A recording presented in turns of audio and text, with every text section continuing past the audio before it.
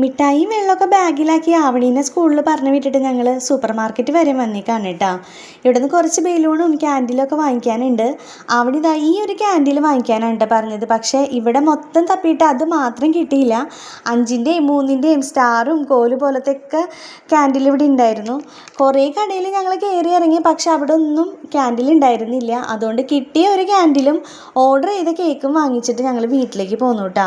വന്നപ്പോൾ അതിൽ മാരിനേറ്റ് ചെയ്ത് ചിക്കനൊക്കെ വാങ്ങിച്ചിട്ടുണ്ടായിരുന്നേ.